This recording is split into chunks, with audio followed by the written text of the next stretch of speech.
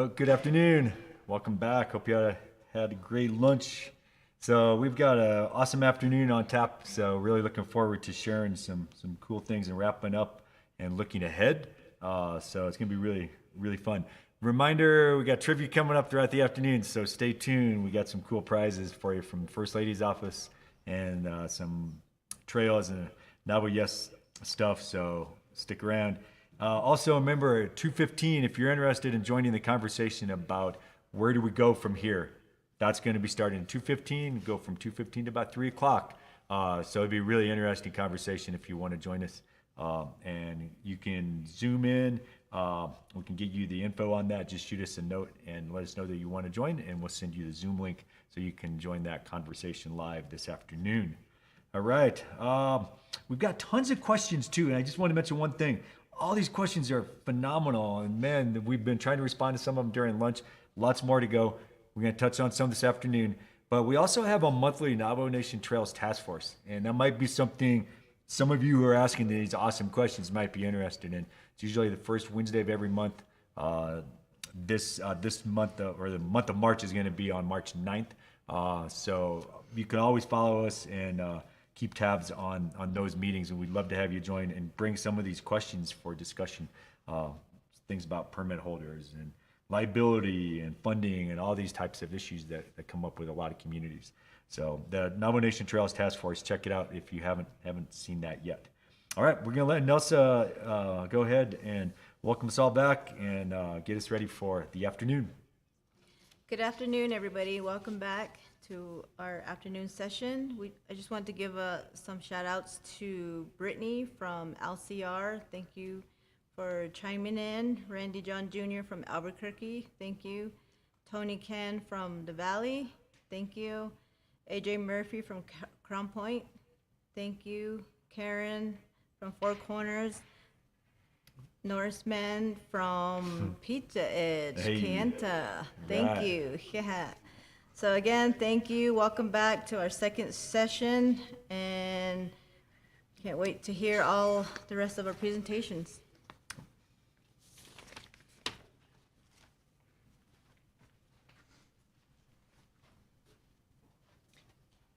Good afternoon, everybody. I'd like to present our next presenter. Her name is Dr. Jill Jim, and she is with Navajo Department of Health.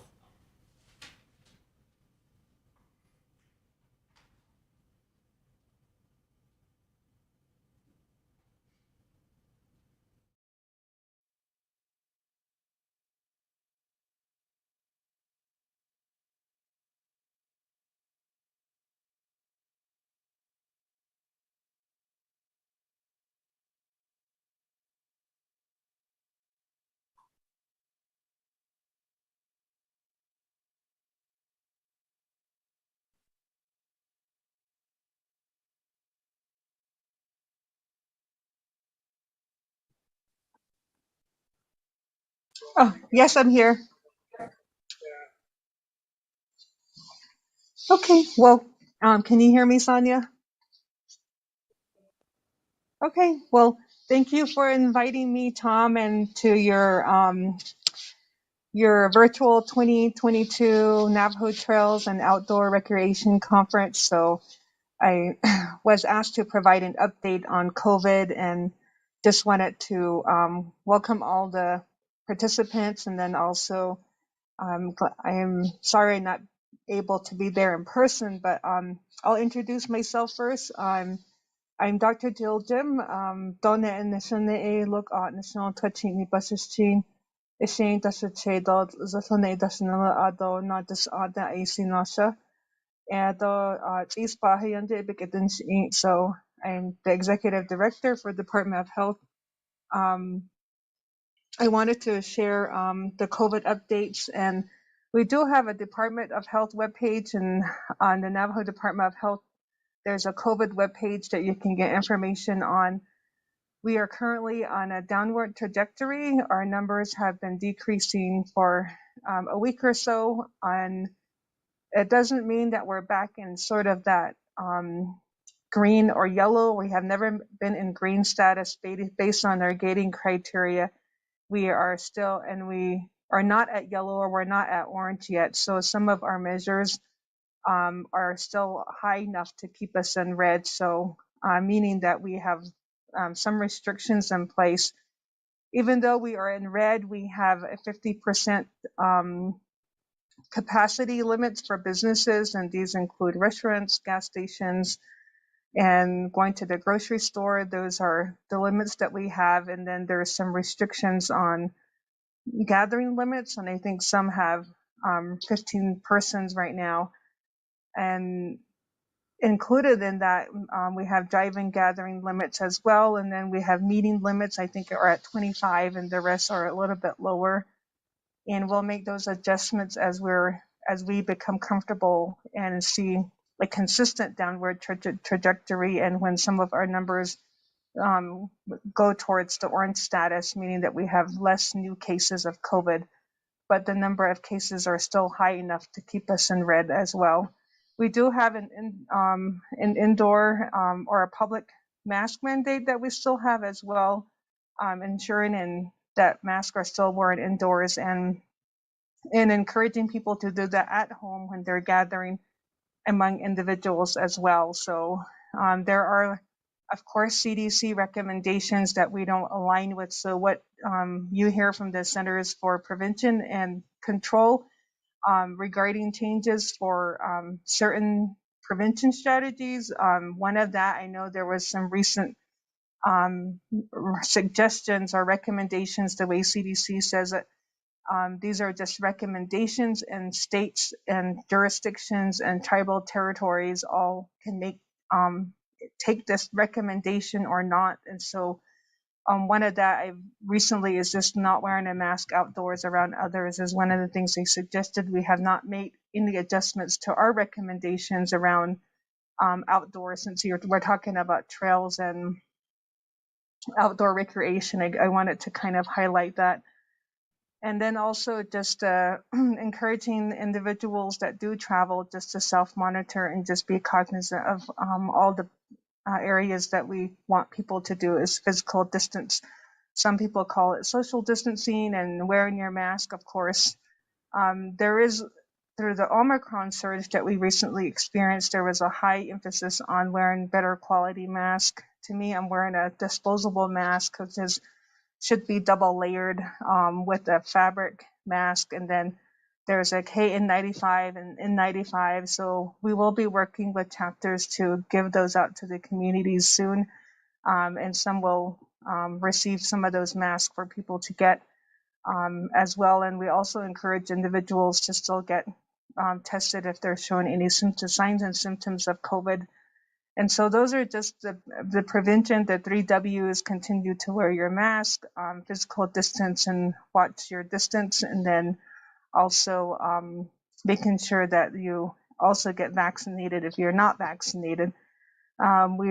We still have a number of individuals that haven't get their vaccine. Vaccine is available to those 5 years and older, and those that are needing a booster, which now we call as up-to-date vaccination.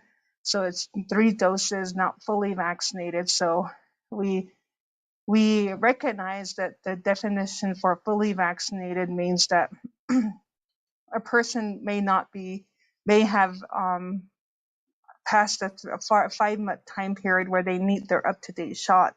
So even though you're fully vaccinated, really find a way to get your 3rd dose or your up-to-date vaccine once you meet that recommendation for a 3rd dose of a Moderna or a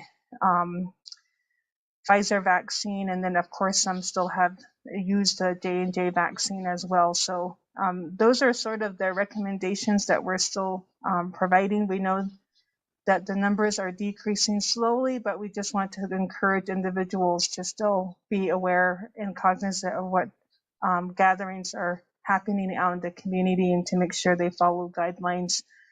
And if the numbers continue to decrease, we'll make those adjustments as the weather gets warm. We hope we don't experience another Omicron. There was one that was detected in the Utah area through the Utah health system.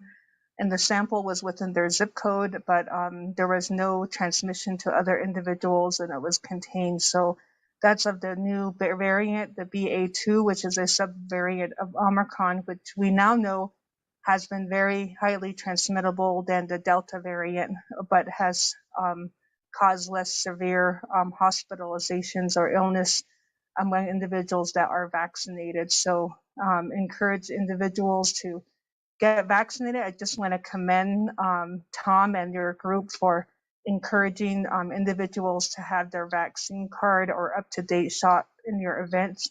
I think that's just one example that I know leadership appreciates as well. And I do as well here from the Department of Health and the Health Command Operations Center. So yeah, for inviting me. And I hope you guys enjoy the rest of your conference. So yeah. Oh, yeah, Dr. Jim. Awesome. Thank you for that excellent update. Great information. All right. Speaking of COVID, our next topic and next session is going to be outdoor activity in the age of COVID. And our presenter is going to be Rachel Holiday. We apologize for Rachel. She was scheduled to be in the morning session, and we did have to do some juggling at the last minute, and she was bumped to the afternoon. So hopefully all of Rachel's fans are still out there and ready to hear her present to us on outdoor activity in the age of COVID. So Rachel, you're on. Awesome. Let me get my presentation pulled up here. Can you hear me all right? Sounds good.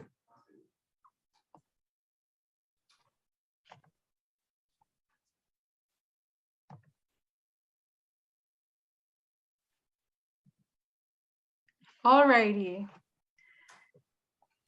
Yate shike do hastui sani silke do chike do alchine.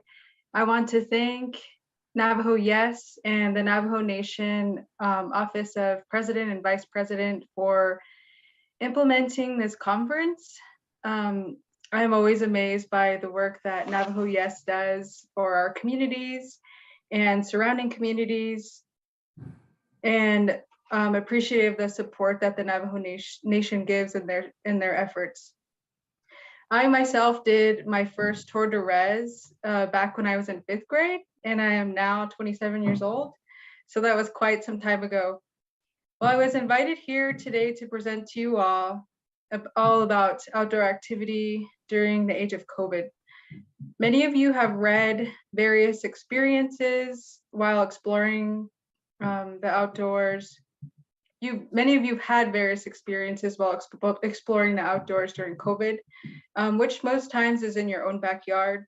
And I'm here not to tell you the right or wrong way to enjoy the outdoors, but reinforce what I have been learning and researching as a public health professional, community wellness specialist, and a fellow community member. However, before I begin, I would like to introduce myself.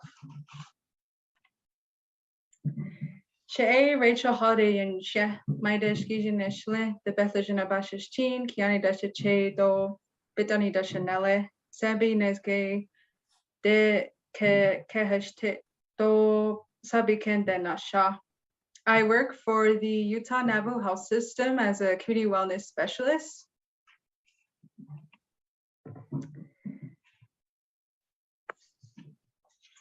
So my primary role at UNHS is implementing the Hijinoko INA 365 program. And this program is a virtual health and wellness program that implements monthly activities and challenges to assist individuals in improving their health through the physical, emotional, mental, and spiritual connectedness of the Navajo wellness model. So we are a grant-funded program. We are housed within the UNHS Behavioral Health Department. So we work alongside our victim advocates, therapists, and other behavioral health department staff. And we are implemented through Facebook and Instagram. So those are our platforms that we use to get out all of our information for our programming and our activities. And we are open to all ages and we are free. The only qualification for our program is that you must be a registered participant with a registered patient, with UNHS.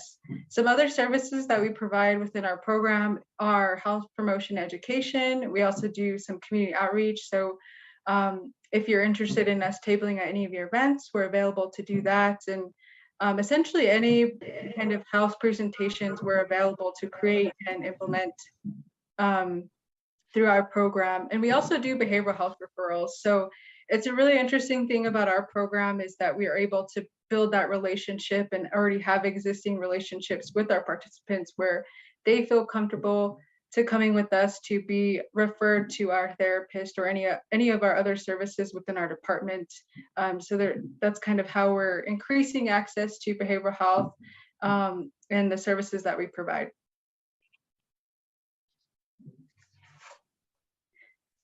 So like I said, our program is virtual. We promote as much outdoor activity as possible. Our program works on a point system where if participants do the challenge activities we set forth for them, they are given points, which result in drawing entries for weekly prizes. Essentially, we are incentivizing their activity, and we track their activity through the Strava application as well as Facebook and Instagram.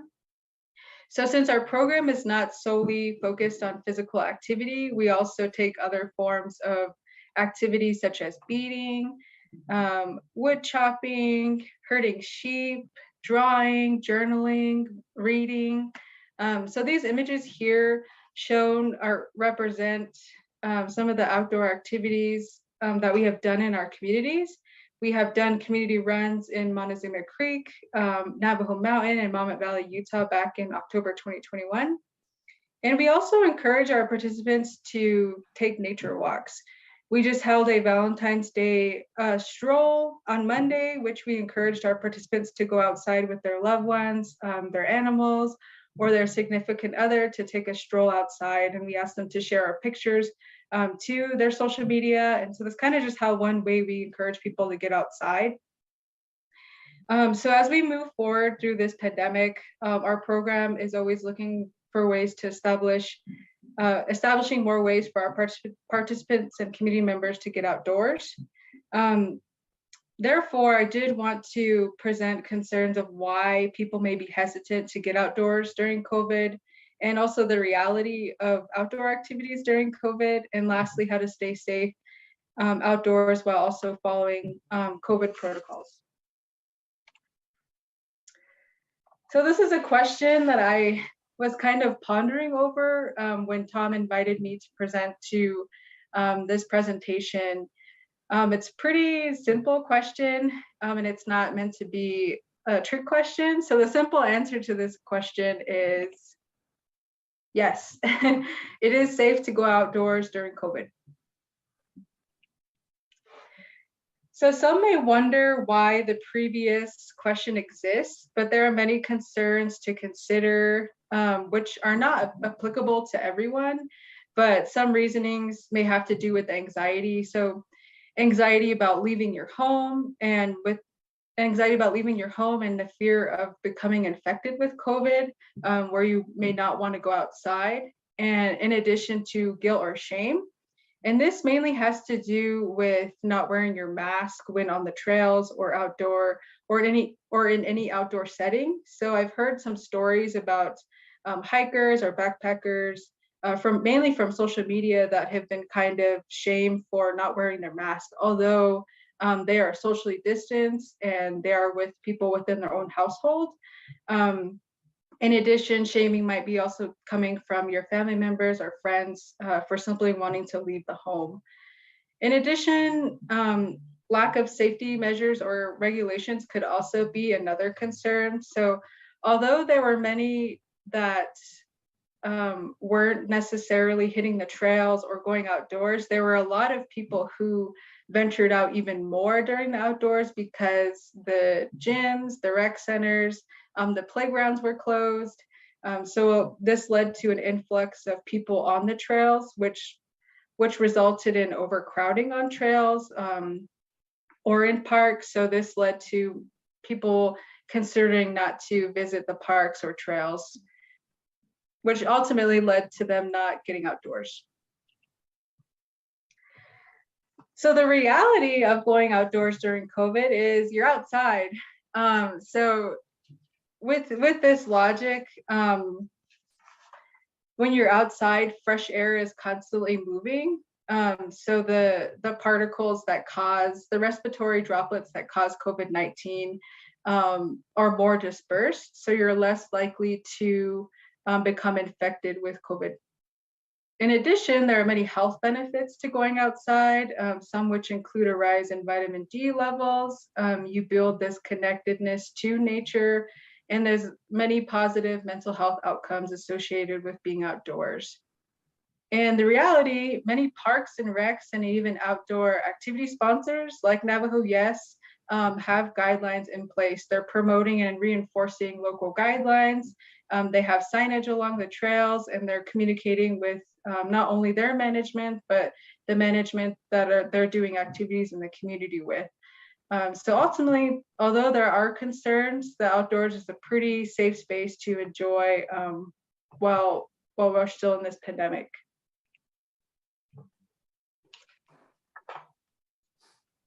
Another big concern is masks and whether or not to wear one outdoors. For social distancing, however, the same rules that apply indoors also apply outdoors.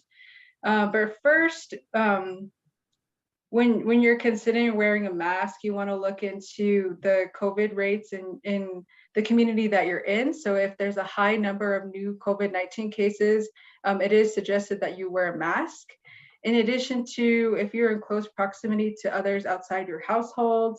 And lastly, if you're attending an event or near a trail that is considered a large gathering with prolonged close interaction with others, for example, waiting in line on trails, or you're at the finish line and there's people kind of gathered there watching you run in, it is suggested that you wear a mask. And I've actually had this incident kind of an experience that I had last summer when I visited the Grand Tetons National Park. I was on this trail that at the end of it had a waterfall. So there was a lot of people hiking to that waterfall and they wanted pictures. So there was a line and it was a pretty open, long trail, but I was really surprised of how many people were waiting in line to get a picture. So I made sure that I had my mask on and that I did try my best to socially distance from other people.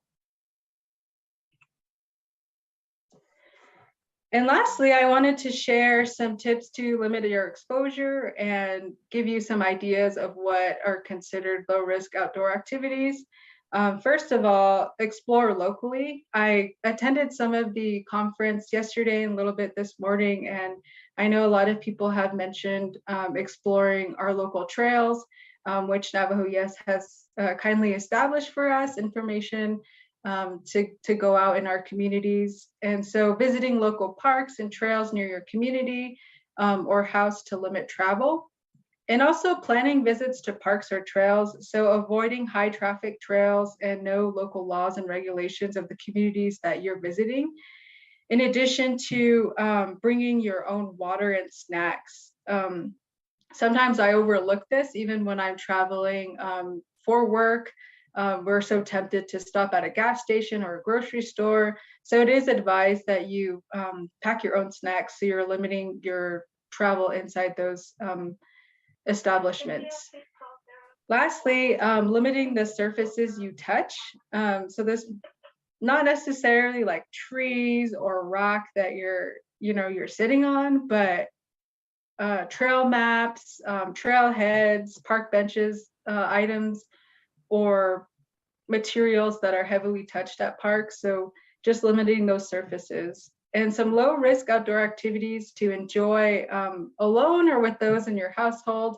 Many of you may have more that you would like to share, but some include walking, running, hiking, fishing, rock climbing, kayaking, snowshoeing, riding horses, and there's many more as well, but those are the ones that I just wanted to share with you all. And lastly, I just wanted to say thank you for inviting me here today to present to you all. I'm glad to take any questions, and if I don't get to your questions or you're wanting to know more about our program or Utah Navajo Health System in general, you can contact me at my email here, and I also have my phone number. And we also have a Facebook and Instagram page that isn't for our program participants, but we put out health information, education. We also get local insight from the community, and we put out their community events. So if you're interested in learning more about what we do and what kind of activities we promote, follow us at Hajonko Ina 365. Thank you.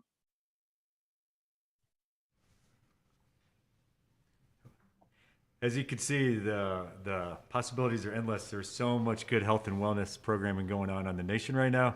It's an amazing time to be fit and to Nebuchadnezzar. Awesome. Yeah, Rachel, that was great. Thank you very, very much. Gonna turn it over to Aaron. All right. Thank you, Rachel, for that message. So our next presenter is a local from this area, around Winter Rock area, and he's known for his trail running, I guess lifting too now. He's getting to lifting. So welcome Terry Yazzie to the front.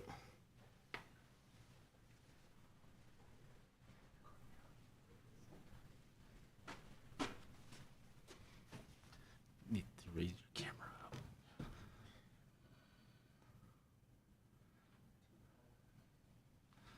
Lat e shik e do shitne. Don't slenigi e not otnet kachin shne. Twatsoni dashje kia ani dashna that could chini dashit she ado so do tsega hotzan de ke hushne do could nasha ado Terry Yazzie de in shia ado heko. Thank you for the listeners and the ones who are viewing this conference here.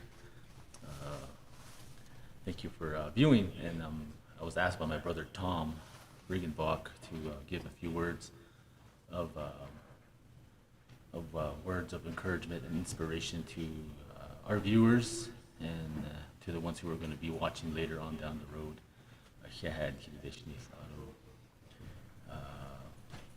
Tell a little bit of my story here. About a year and a half ago, 2 years ago, I became overweight. I was a good 300, almost 300 pounds, and at the time I didn't know I was diabetic. And I was running one summer day out on one of our trails here in Fort Defiance, and out of the blue I couldn't see. And I thought it was my glasses, and I was panicking. I couldn't see, so I ran the next 2 miles blind, and come to think of it, I was diabetic, and my sugars were off the chart. I had to go inpatient one night, and my blood sugar was over 400, and scary experience for me. And I went and was on my hospital bed thinking, what do I have to do to fix this?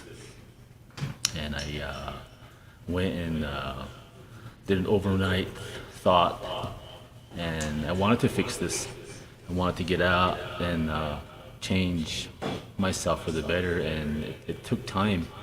It took a good 6 to 8 months, and I started the next day, and the doctors wanted me to lose a good 20 pounds, and I was my bed weight was 299, and I started working on myself the next day, and I started running, and I was told that I can't just run, you have to do something else. So I started to implement strength and conditioning into my routine with my running and lifting weights, and I started to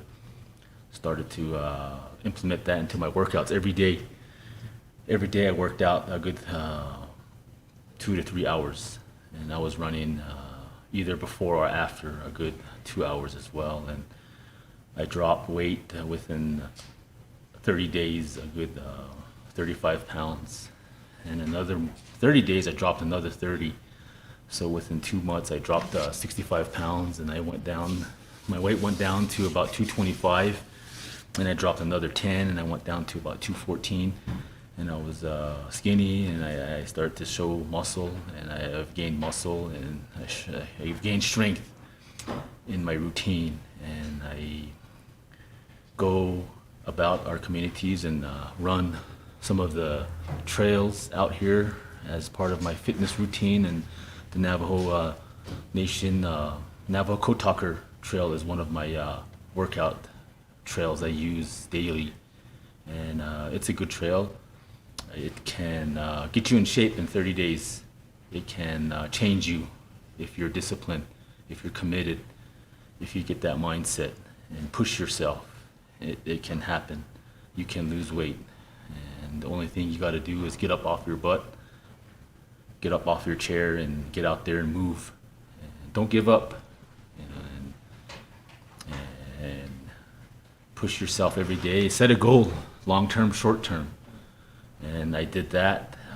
And I amazed a lot of these doctors, and they came back at me and said, yeah, you lost a lot of weight, and your A1C is at a 5.6. You're not diabetic anymore. You don't have to give yourself shots. You don't have to take any more of the metformin, the pills. And I got off that within 2 months. And the doctors were surprised.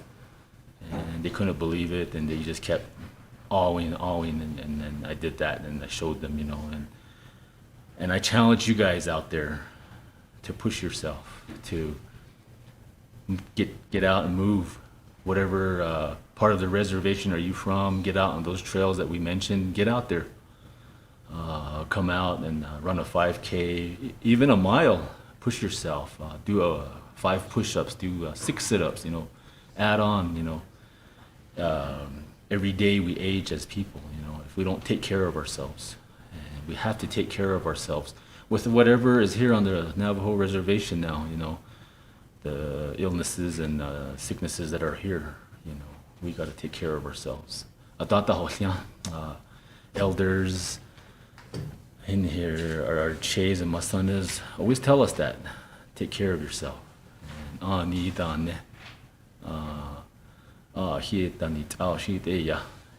For it has to be up to us. It's up to you.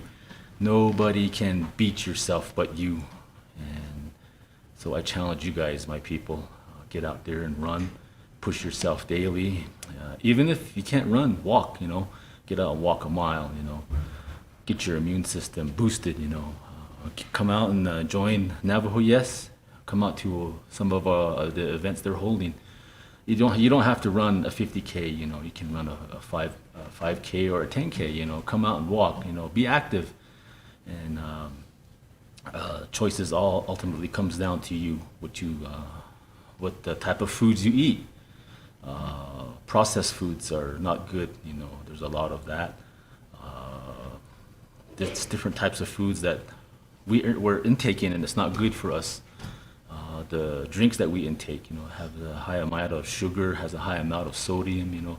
And there's foods out there, and there's drinks out there you can supplement to change your diet and change the better outlook for yourself and being fit and taking better care of yourself. And I want to thank the Navajo Yes staff for all their efforts, everything they do here on Navajo.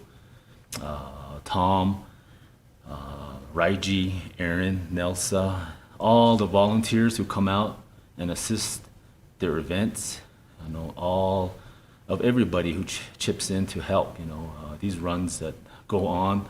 And I have a goal here I set for myself, and I'm going to run a 50-miler in a couple of weeks, so I'm training for that. It'll be my first 50-mile run. It'll be my longest run, and I'm going to build off that. Maybe go to 100K, maybe a 100-miler. Who knows? Maybe a 200-miler, maybe a 300-miler, you know. You just keep going, you know. Push yourself, you know. Obey within. That's what elders tell us, you know. Everything is up to you, my people. So I want to say that much. I could go on and on, but I don't want to take too long and go on and on here and talk. But that's my little short message to you guys. Be active. Get out and run, lift, eat right, drink a lot of water. That's your immune system. That's your immunization. That's your vaccine. Get out and move. Make it hurt. Make it burn, you know. You're going to walk faster, you know. You're going to lift a little harder, you know. Make it burn. and that shows that you're alive. You know, you're taking care of yourself, and your soul and your spirit. You're telling yourself you're alive. You know, that's why it hurts. But I kid you not, it's gonna hurt though. It will hurt. You know, you're gonna get sore, but that's the good thing about it. You know, and pushing yourself daily. You know, because in this day and age, right now, we don't know what tomorrow is going to be like. You know, it's unforeseen. I'll be with that. And thankful for this moisture out there. And I saw some pictures out there this morning. People, some of my relatives rolling in the snow. Be physical. Go do that. You know, go roll in the snow, wash yourself up, and clean yourself, and get active. And that develops discipline and strength when you do that. You know. And a lot of our teachings we're forgetting, and that's one of them is to roll in the snow. I told that person I better do that before the snow melts. You know, then I won't do it until next year. You know, so I gotta roll in the snow maybe this evening while we run.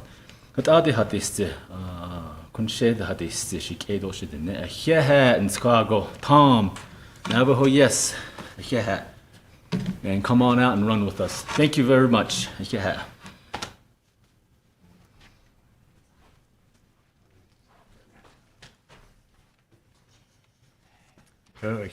Wow, what a story, huh? Amazing job, Terry. Thank you for sharing. Trivia for you. Two communities that have got lots of trail opportunities. Sabekin do Natsusan. That's the Nebazad. Can anybody translate those two Western Navajo communities for us? Sabekin do Natsusan. We heard about one of them this morning. The other one, Sean also referenced in terms of the park trails. So see if you can identify those two. So Raja, Aaron, be on the lookout. See if anybody can come up with the answer on that one. All right. Yeah. All right. We're going to go ahead and turn it back to Nelson. Oh, I do want to remind you, if anybody is wanting to call in for the 2:15 final session, where do we go from here? Please go ahead and hit us up. We've got a lot of folks wanting to chime in on that last session, and we're going to have a really open-ended, really interesting discussion, I think, about a lot of things. So looking forward to that. But go ahead and shoot us that note if you are interested, and then we'll send you the Zoom information for that 2:15 session. Where do we go from here? All right, Nelson. All right, thank you, Tom. Yeah, Terry, what an amazing story. We all got, amazing athletes, amazing stories to share. We do have another amazing athlete who's overcome challenges as well. And again, it's the outdoors that give us the most peace. He has ran many races and continues to go beyond his running. He'll be challenging another 100-miler at the Antelope Canyon. And he is a woodwork artist. He's a cyclist. He's a trail runner. And I want you to introduce you to my younger brother, Randolph Curley.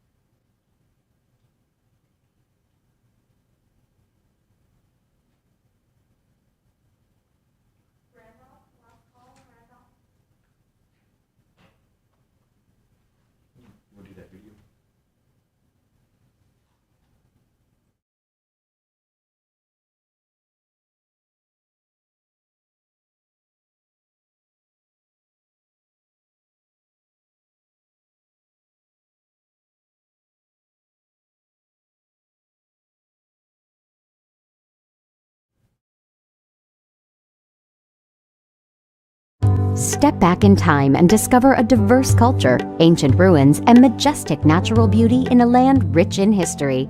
The Navajo Nation reaches into the states Utah, Arizona, and New Mexico, home to national monuments, tribal parks, trading posts, historical sites, and museums, as well as the Monument Valley Tribal Park and Lake Powell.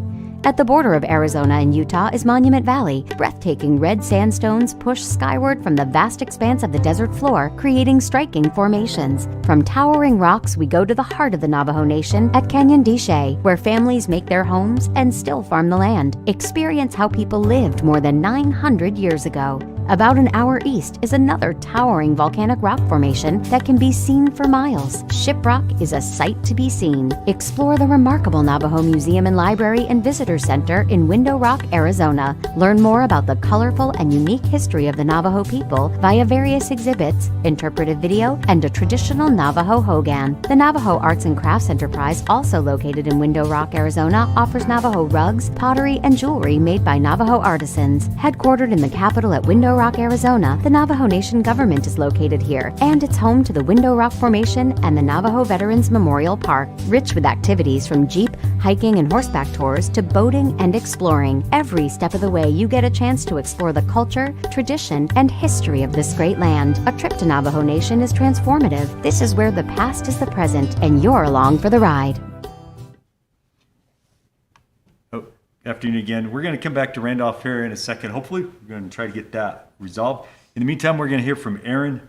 Aaron's going to do a session titled Trailhead Fun, Amenities to Enhance Your Trails. So if you're designing trails, developing trails in your community or chapter or park, these are some ideas that might be really practical. In other words, how do you get folks to come to your trail? Yes, the trail experience itself is phenomenal, right? That's why they ultimately come. But what other features can you add in? Things like exercise stations. What can you do for picnic areas? Can you have, other things? Frisbee golf is something Aaron's going to talk about. Horseshoe pits, just things like this that seem just to be kind of fun, playground equipment for the kids. Yeah, they're just kind of side attractions to the trail, but ultimately they might help increase the visitation in your trail area, in your park, in your community. So, Aaron, the floor is yours, sir. And after Aaron, like I say, we'll try to come back to Randolph, and then we'll be closing in on our visit from Vice President Leiser. All right, Aaron. Okay. Hello. Welcome back. So my name is Aaron, and like Tom said, I'm going to be talking about some of the trail amenities to add to the trails. Some of the examples I'll be talking about later on, maybe some picnic tables, ramadas, shade houses, and stuff like that. But let me just introduce myself real quick. So I work with Navajo, yes. I am a bike mechanic, a program staff for the NET bike project. And that's what I kind of mainly focus on. And then I also do some trail work too along the side. Reggie and I, we built tons of ramadas this summer up in the Chuscas, Four Corners, just about everywhere on there. So let's get to my slideshow.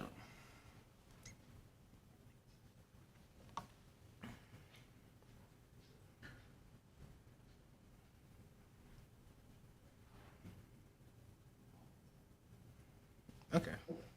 All right, so trail amenities to enhance the experience to your trails. There's a couple of different ways I kind of want to approach this. So the first thing I kind of want to look at is what is the value of these trail amenities and how are they going to increase your trails? So first of all, like one of the things I noticed building a bunch of these was like making ramadas in visible places where people can see them and use them. Because I think that's one of the main key of visibility. Because if you kind of hide it, then no one's going to use it. And you want people to use those amenities around the area. So visibility is a key, I think. And also making it sociable. So like, for example, in these pictures of the Ramada, you got the picnic table right under the trail, under the Ramada. And that's pretty sociable for people to come by, hang out, get together, and talk. So sociable, visibility, and also knowing what kind of trail users you want for your trails. There's different types of trails. For example, I think one of my slides later on, I'm gonna talk about bike trail. So a bike trail and maybe like a hiking trail is going to be kind of different stuff. You're going to have two different users at those two different places. So it's kind of to know what kind of audience, what kind of trail users you want at your trails, so you can kind of go off of that and pick what kind of amenities you want for your trail. Okay. So the next one I think is also, well, they're all important, but this one's kind of a pretty main key, is your signage. This kind of sets the mood for your trails. So, for example, the one in the middle, the Berlin Lake, that one we did this summer actually, kind of revamped it up, make it more spunky, but that's a nice sign. It draws people in, it's friendly, and it makes people want to think, oh, I want to come here. So having a perfect signage is always a key to what kind of trail you want, and also what kind of tone you want to set for your users, and also what kind of message you want to send to the trail users. For example, like there might be a certain area you don't want them to go in, tell them on a sign. And also like the carcinate signs, you also see Clara right here putting some stickers on the carcinate signs. That's actually a good trail marker to use along the way for the trail, because people want to know where the trail is, which way the trail is going, the direction of the trail. So carcinate signs are pretty good trail markers for that. All right, so the first setting I kind of wanted to talk about was a picnic area. So this one is kind of falls under the guideline of visibility and also sociable. So we actually did put a couple of grills up in quite a bit of places, up in the Chiskas, the Clabato, I think Four Corners we did a couple areas there with some grills. L1, also MV2. So yeah, and it kind of just sets the mood right there. That just says family friendly. Bring your whole family, no matter what the thing is. I mean, like, it's a perfect setting. And then the shade house, it naturally just draws people into the area to have that picnic.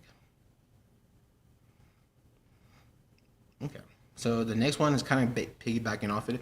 It's kind of like the benches and ramadas again.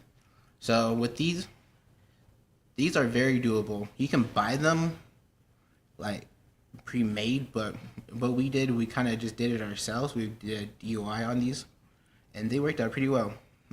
They're very I would say cost efficient, but it gets the job done. Simple benches, and then the ramadas too, just adds nice features to the trail along the whole way. And on the first picture of the Monument Valley, you can kind of see the trail markers too, going along the trail.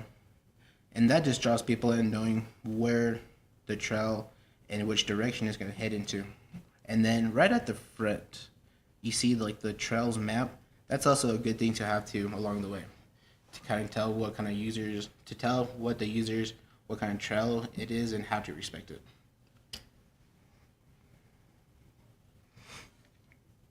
Okay. And then Tom also mentioned about some exercise equipment. So, and then playground. So like the exercise equipment is something that I noticed that you can have at the trailhead or along the whole entire trail. There's certain spots like you can put them in and creep them into, and then that just adds excitement to people, because that's just gonna draw them in, like, oh, what's this? Let's go check it out. And then for the playgrounds, kids love playgrounds. I noticed that. That one's just gonna naturally draw those kids in, and then families too also, and then that's just gonna enhance your trail a lot more.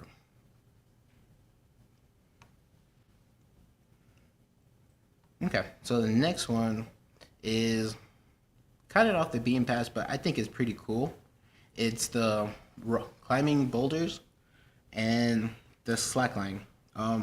Somebody mentioned it on the comments about where can climbers climb at. So that one's a kind of a touchy subject, but these things can actually work pretty well. These little boulders, and basically it's kind of just like a rock wall. You climb on it, and then you come down. But it's a lot of fun though. And then the slackline, they're out of the ordinary, but it's going to draw people in to think of what is this? Let's try it out. And then that's kind of a good way of drawing people into the trail. Okay. All right, and then also a couple of people mentioned frisbee golf and the horse pits. So with frisbee golf, you can kind of have that scattered around the trail. I think that's kind of what I've seen lately is where the frisbee golf is kind of scattered around the area through the whole entire trail, which makes it more fun. And because like, I don't know if you guys ever been frisbee golfing, but like you start from one point and then you kind of toss it, just like golf, toss it into the cage. But it's pretty fun when you're doing it through the wilderness like that. And it just adds more excitement to the trail too. And then the horseshoe pits was kind of something I learned recently too, is putting those at the front. Because I know there's quite a bit of people that likes horseshoes, so that would be a good thing to do.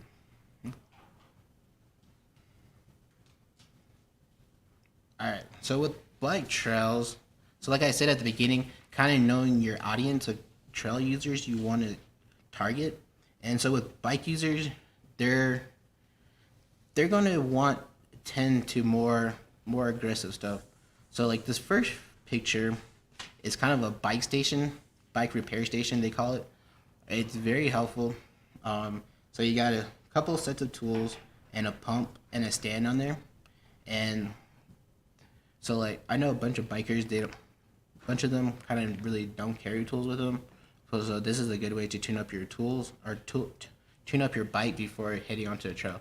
And this is just going to draw a lot more people in because not everybody's going to carry tools with them. So this is a good way to show people, hey, we're looking out for you guys. Come and use this trail. And then the second picture right next to it was it's kind of like a teeter-totter. You just kind of ride down it without falling off. It's only maybe 6 inches off the ground, but it's harder than it looks. But with this, you're gonna bring that excitement to kids, even adults. Kind of asking the question, what is that? Can we do something on there? It's gonna make people think of the possibilities, what they can do on there. And then, so with bike trails, there's tons of different things you can do. You can add rock features, rock gardens, berms, anything, just about anything to a bike trail. Okay, next one. Okay, and then the last thing I want to talk about is the restrooms. That is just kind of like a no-brainer question because every person is going to want to use the restroom at some point. And I say a simple restroom is going to 10 times enhance your trail users. So there's different examples of restrooms you can think of. Some of the some of the restrooms that we've been doing this summer were compost toilets. The one picture on your right side, that's kind of up in the Chuscas. We kind of modeled it off of that. So right under it, you're gonna find like this tub, and then inside that tub, you're gonna find sawdust.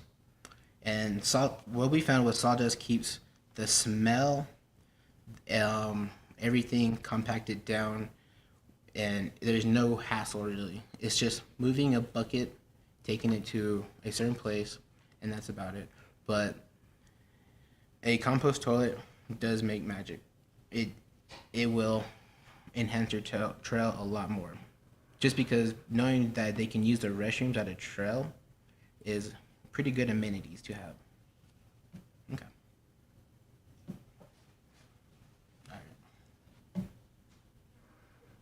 All right. If you guys have any questions, actually, if you guys would just like to send them in, and then I'll be up here for a while. So go ahead and shoot me some questions.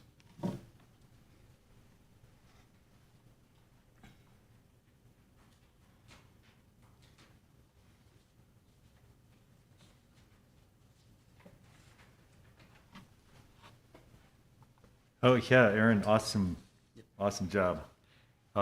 We're we're trying one more time to connect with Randolph. Not sure we're gonna have any luck. Darn. All right. We do have some photos of Randolph. Can we get those up on the screen? Right. So as you've heard Terry say and others say, you know, the trails and events and runs and all these things they're not just for the elite or the super fit or, you know, Olympians or Billy Mills or something like that. They're for everybody. And we had a question, you know, about even accessible trails and accessible parks, and it's a really important question too, right? Important topic. But then again, there are those who are elite, and Randolph was one of those.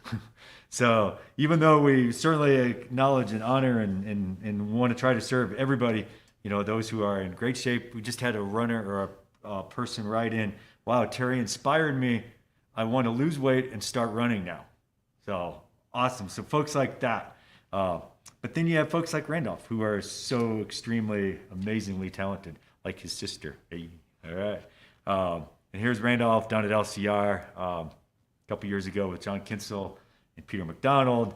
After that race, that was one of the winter races. This is his victory at Natsasan a couple years ago out in Navajo Mountain.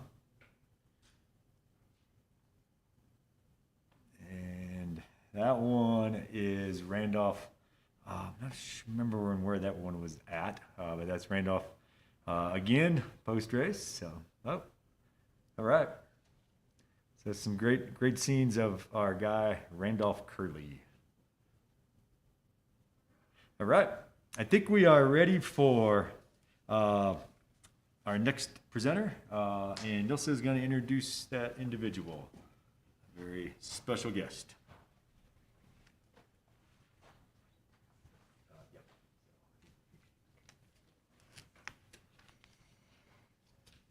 Okay, so our next presenter, we're really honored to have him here with us. He's an advocate for health and wellness, and we're very grateful for that. And we thank you for being with us today. I want to introduce you to Vice President Myron Lizer. Yeah. Oh, yeah. Thank you. Yate. Che, Myron Lizer, Navajo Nation President. Yinishe. Comanche, Nishle Tohana, Bosses Team. Aro Comanche, Deshache, Klasha Deshanele. Thank you for having me, and thank you all for putting on this this great conference, Navajo Trails and Outdoor Recreation Conference. So just want to thank all those that contributed to this year. It is a great idea. Thank Tom Riggenbach. Thank you, sir. And Navajo Yes for all that you do and for putting this on, spearheading this, along with the Office of the First Lady and Second Lady. We appreciate everybody's leadership during this time, you know, certainly a crucial time that we could have vital discussions much like this one. So your leadership is very, very much appreciated. As the Vice President who supports his president, you know, Jonathan Nez, appreciate his leadership. It has been exemplary and stellar as we fight to mitigate the effects of this pandemic virus, this COVID-19 pandemic. The virus has wreaked havoc across our nation in ways that has not affected others, you know, other regions, locales. We see it on our TV screens, we read about it in our newspapers, and you know, we are prayerful that it stays far away from us, right? And yet, so many of our people have, you know, been affected by it. A lot of hardship out there, all across the Netra. And you know, what's our little bit? What's our little piece in this? You all are front and center too.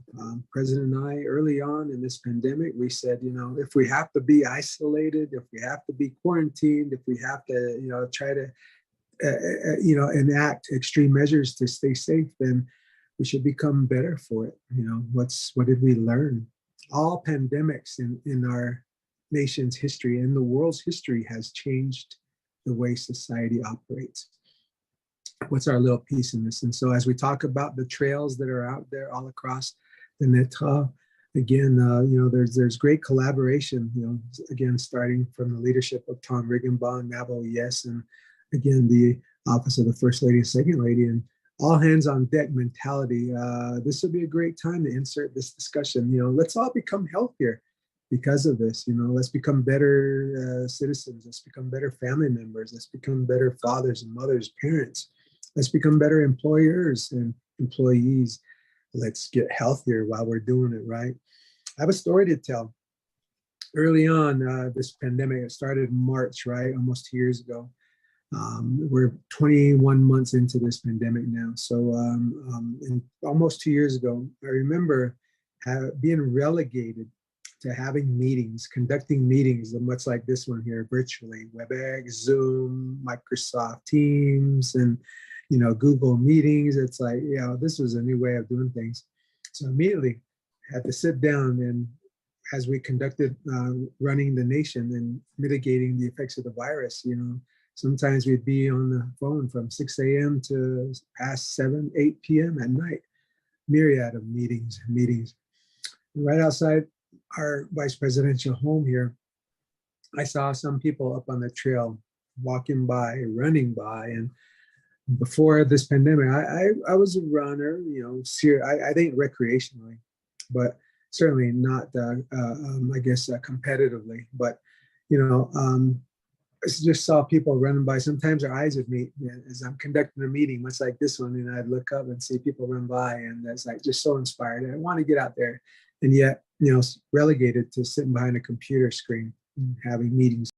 But what happened, it was my office now, a makeshift office, was so close to the kitchen.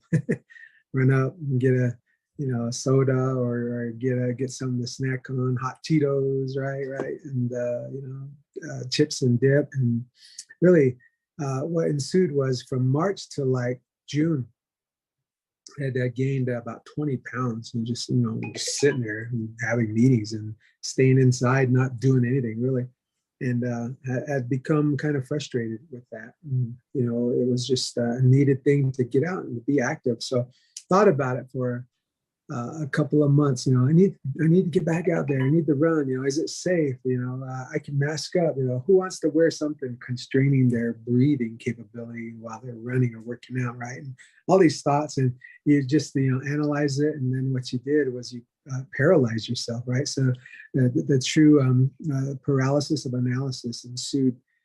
And so early on, I thought, when June came, Father's Day came. Having these thoughts of becoming more active again and eating healthier all became prominent in my mind as we're mitigating this virus, right? Potentially, and trying to stay safe and save lives. I was voicing my thoughts. I was voicing, I want to get out and run. I want to do, I want, right? And your family hears you. So I think one of the things for you all here out on this call, this WebEx call, this conference here is to, voice your intentions, and if you have family that supports you, perhaps they could help you, bolster you up, stand you up, if not wind you up and push you out the door, right? But you can still be safe while doing it. So that's what my story is. My family, my wife and my oldest son bought me a pair of running shoes.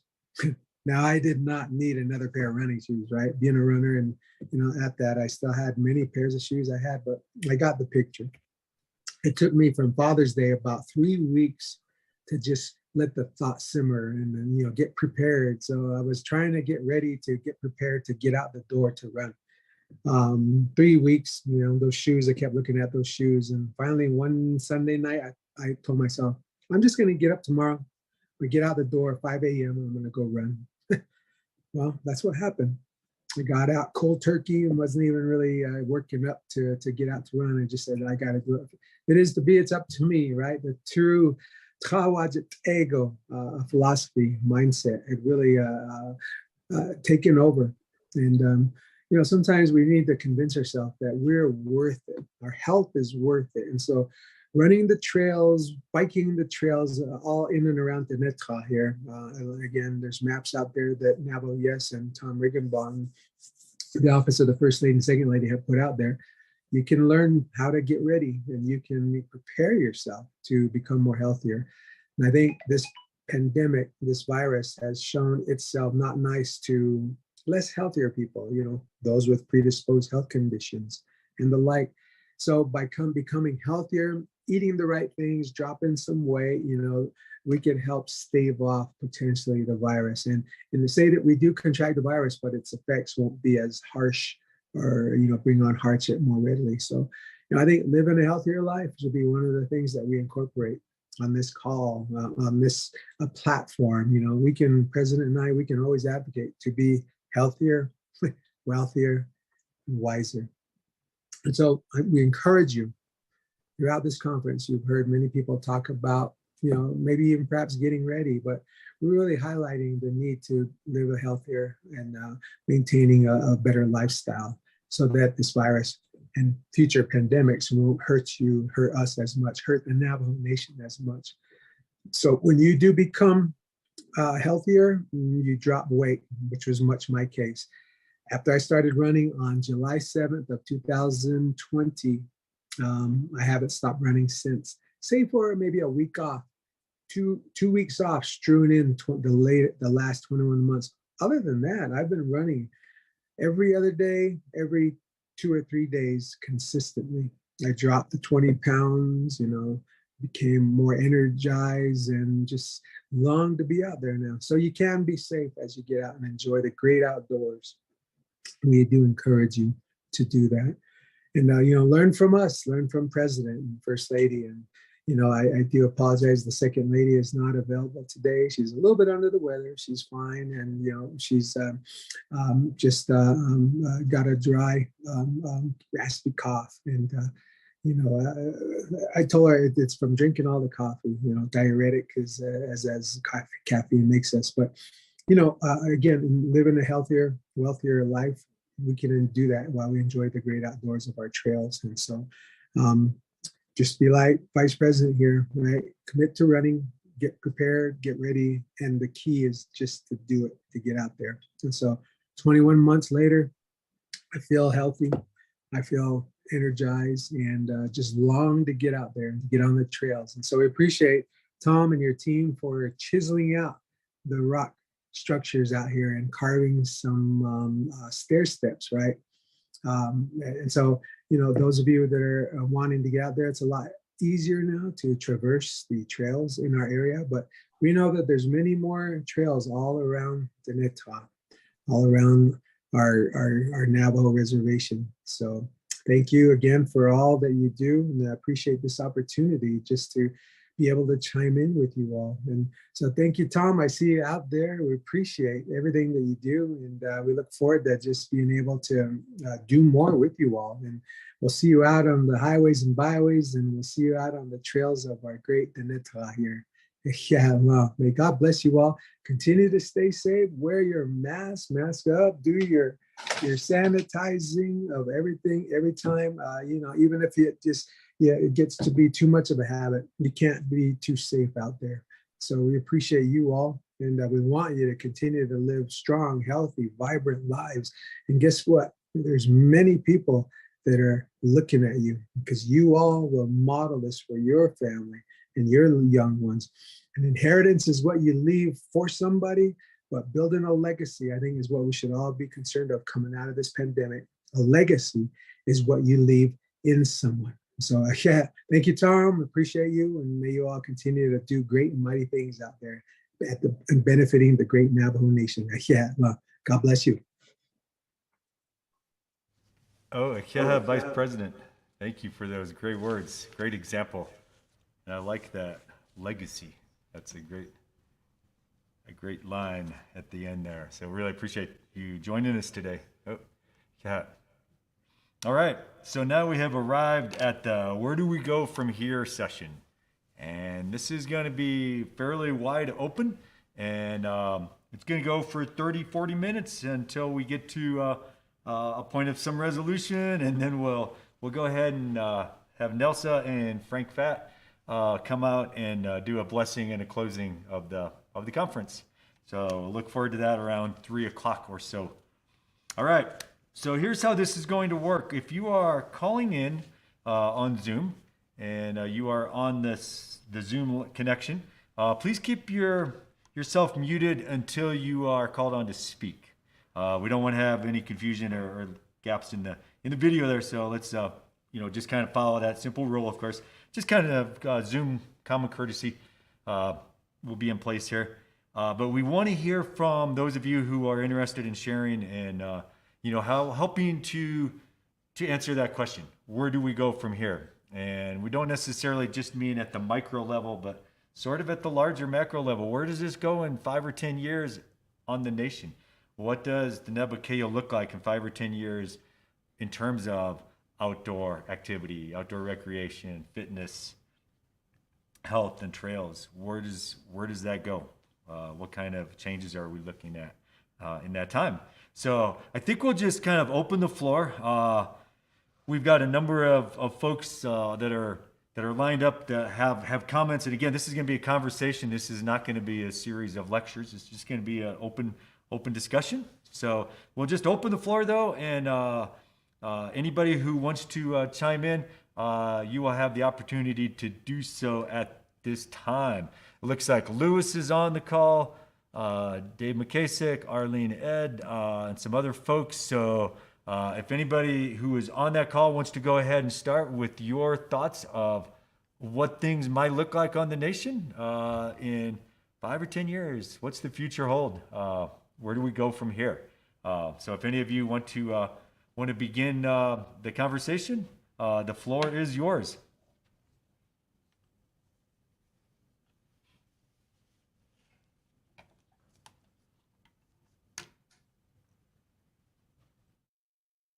Hello, thank you. Lewis, you wanna get Yes. Can you hear me? Hello. Yate. Yate, everybody. Can you hear me?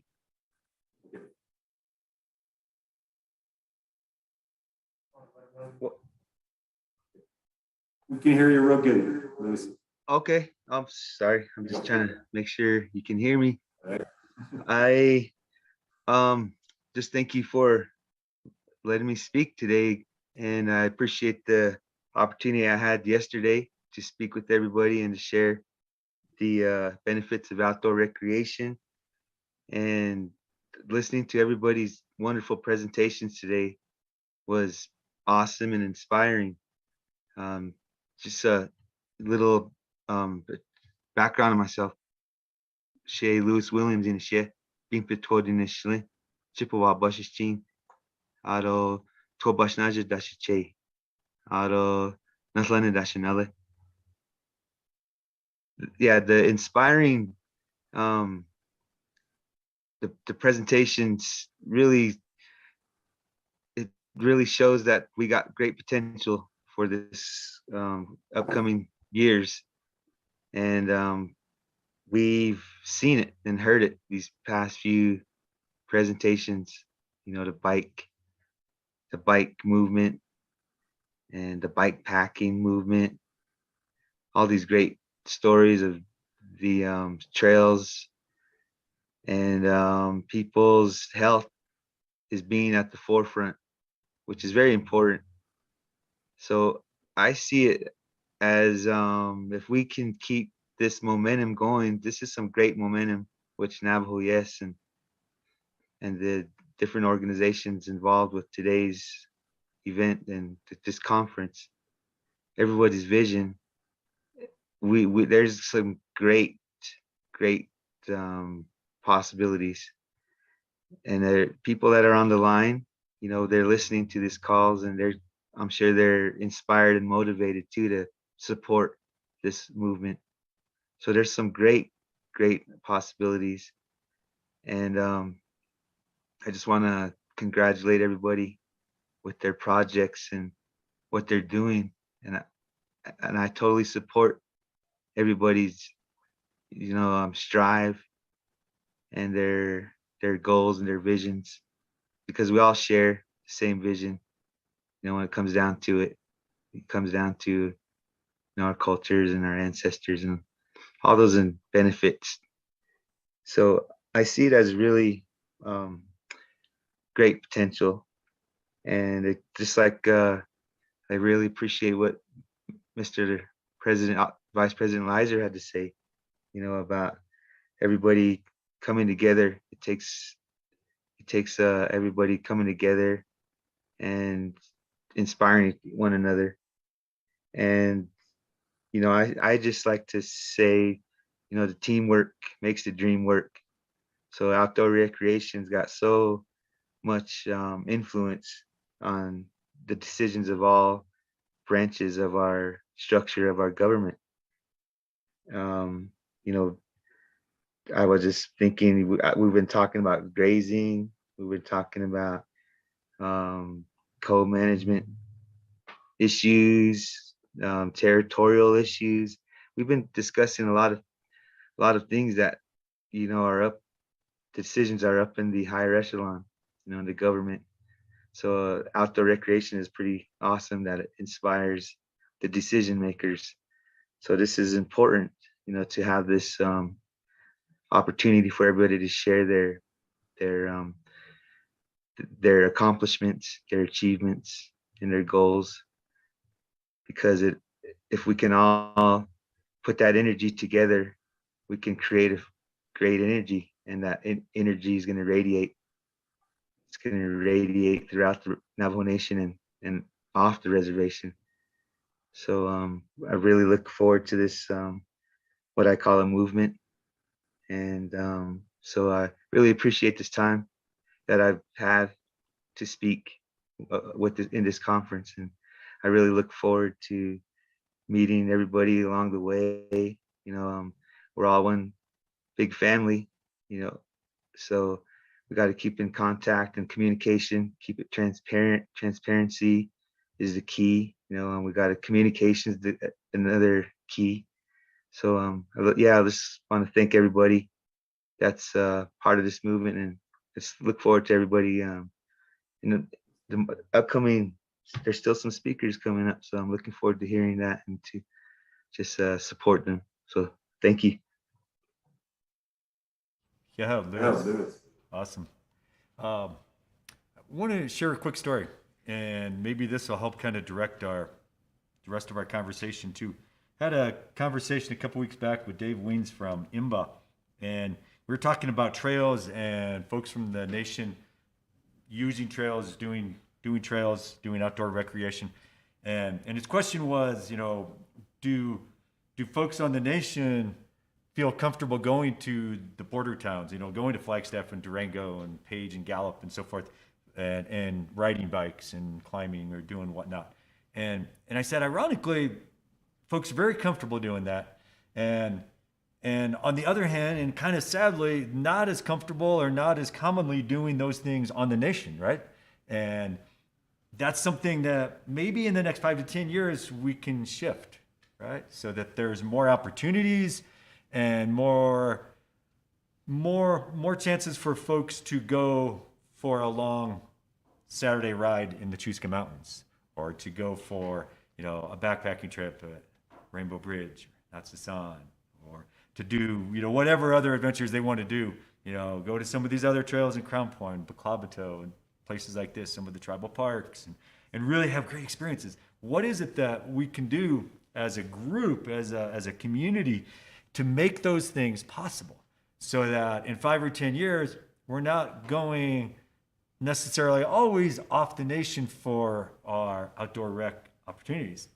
So what kind of things would it look like? Would there be more trails in local communities? Would there be, and this is something that LVS has been looking at, taking dirt roads that exist in fairly large numbers on the nation, right? Taking dirt roads and converting them to bikeways. What if we could work with NDOT?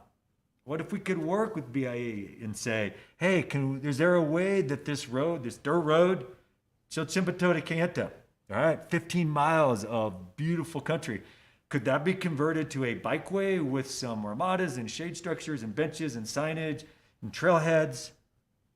Suddenly it becomes kind of a place for recreation, right? Rather than a dirt road connecting two cool towns. So those kind of off the wall type of thinking in a way, right? It's just a dirt road. But is it? Could it become something more than that?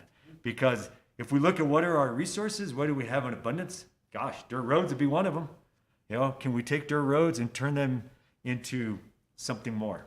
You know, gravel grinding is kind of the rage in the mountain biking world these days. You know, are there opportunities for these kind of things on our dirt roads? You know, doing some of the things Aaron was talking about, taking small community trails and really enhancing them and really making them attractive and appealing to folks who are going to say, hey, let's go to Tsabikin, let's go to Monument Valley Park, let's go to Baklabato, and let's go have a picnic. Let's have grandma's birthday party there, because you know what? They've got those trails, fun places to ride. There's also a playground for the kids. There's a horseshoe pit for grandpa. There's a climbing wall. There's, you know, all these features, all these cool elements there. The slack lines are so fun, right? So the kids are playing on the slack line. We got all this activity going. So instead of going to the town, instead of going to Farmington or Gallup maybe every time, we're going to say, hey, we're going to go to Baklabato. We're going to go to Monument Valley. We're going to go to LCR. We're going to go out on the Rainbow Trail and have a really cool, unique experience. Anyway, let's think outside the box. Who else is wanting to share some thoughts? Anybody, any of the presenters that are still here too? Sean, if you want to jump back in, feel free. But what other thoughts or suggestions, ideas, dreams, visions do any of you have? Any of you who are on the call, feel free to jump in. Or anybody that's here in the room, feel free to come and grab the microphone as well.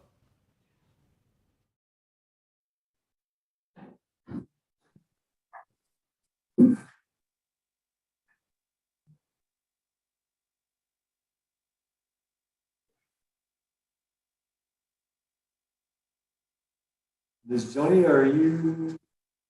Hi, can you hear me? Right. Okay, awesome. Yat everyone. I just want to introduce myself firstly.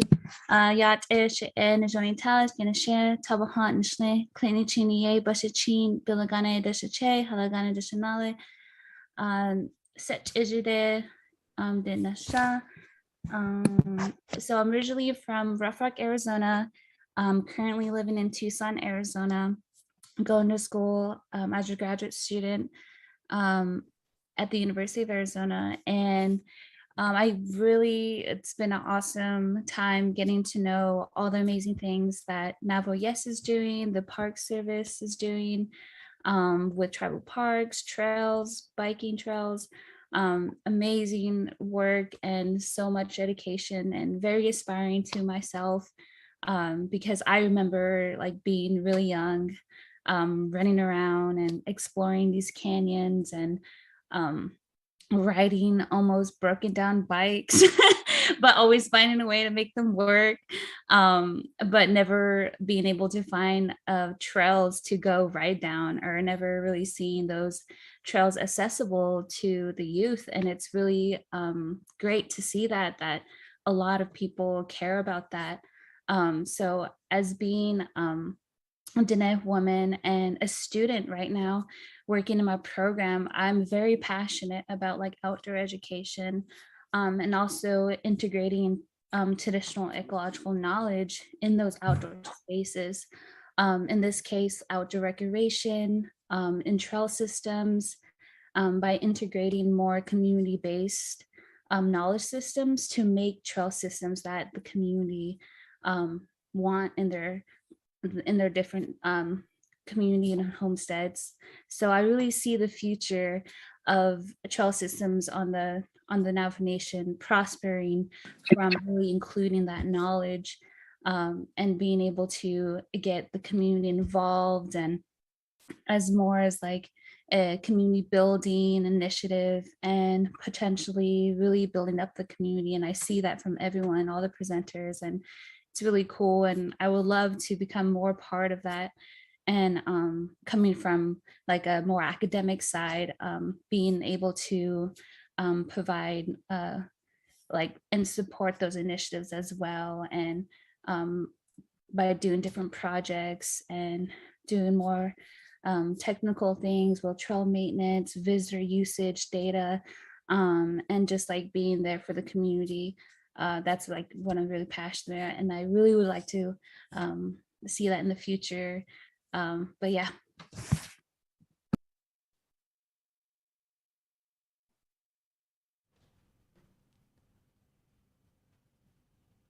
Oh yeah, awesome, Najoni. That is great. Totally. Like you say, trying to look at the data and look at some of the trends and seeing where things are going. Sean, coming down. Thanks for sharing that. And you're going to get some stuff in the mail, by the way. You scored some correct answers. All right. Sean is back, and Sean is also the manager of the Bull Canyon Recreation Area. And I think he wants to share a little bit about the future there and the possibilities there. Yate again, good afternoon.